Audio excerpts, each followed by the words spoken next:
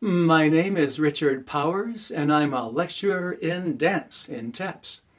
I'm also a Stanford alum with an individually designed master's degree from Stanford in the creative process that combined courses in art, engineering, and philosophy. So I started my career right out of college in engineering and graphic design, and I have 8 US and international patents, 7 of which were sold, and 20 graphic design awards. But my passion for dance was greater, and I retired from the design world when I was 30 to focus on dance full time, which I have since then. So I actually wear 2 hats, so to speak, here at Stanford. I teach contemporary, non-competitive social dance forms, and I'm one of the busiest dance historians in the world. So half of the 6 courses that I teach here at Stanford are in historical dance, but I'm also a working professional, choreographing historic dance for films, theater, and opera, and also teaching workshops. Like before the pandemic, I was teaching 8 workshops a summer, week-long workshops in Europe. But my main focus here at Stanford is today's social dance, which TEPS recognizes is the most enacted form of dance in the world, more so than ballet, modern jazz, and competition ballroom combined. But when I began teaching social dance here at Stanford in 1992, that field had some serious problems. So originally in the 19th century, the social ballroom attitude was that of kindness and generosity. You wanted your dance partners and everyone around you at a ball to be happy, and dance manuals were filled with specific advice of how to do it, how to accept and adapt to differences in your various partners, how to embody selflessness and generosity. So the typical 19th century ballroom saw displays of genuine kindness and compassion.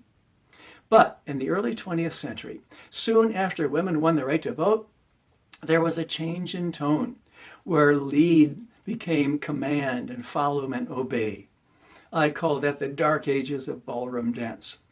I won't go into all of the examples, but finally, after 40 years of that, the counterculture and feminism succeeded in eliminating most of that during the 1960s and the 70s. However, there were still some vestiges of that old attitude when I started teaching here 30 years ago. So since then, along with my students and teaching partners, I've been working on evolving social dance forward. Not just returning to its original tolerance and kindness, that was good, but evolving it even beyond that. And a lot has been redefining dance roles in a more equitable and empowered ways. I developed a new form of waltz, cross-step waltz, in which the roles are exactly mirrored and interchangeable, with role reversal integrated into the dance form. Cross-step waltz is now the fastest growing social dance form in the world. It's since spread around the world. It's now commonly seen in parks in China, in dance groups in Russia.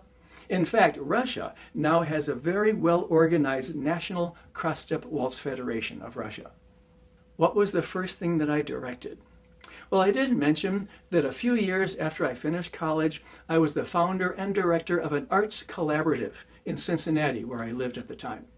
The group was called CoWorks, and we had artists in many media and forms, with an emphasis on performance art. Let's see, we had dancers, 2 videographers and a filmmaker, a composer and musicians, visual artists, and our most famous member was a landscape sculptor. We did a wide range of events, performed for many years, and Jōjiya Daigaku, Georgia University in Tokyo, Japan, ended up producing a documentary on our work. What's something that excites me about theater, dance, or performance studies? Wow, there is so much. To be honest, being here at TEPS has always been exciting in all 3 of those areas because I'm a backstage kid. Both of my parents were heavily involved in local musical theater in Chicago, where I grew up.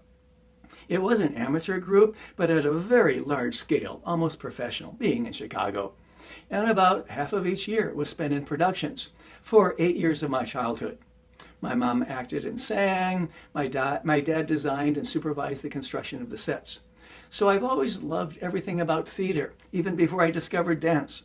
Theater was first. So I love the chance to have such a close exposure here to the many, many dimensions of theater and performance art here at TEPS. Is that the most exciting thing about my life here at TEPS? No, that came to mind first, but the most exciting part for me, that would be the students here at Stanford. They are so amazing in so many ways. They are endlessly creative, they're enthusiastic, optimistic, and they want to help move the field of social dance forward. Their input has been invaluable.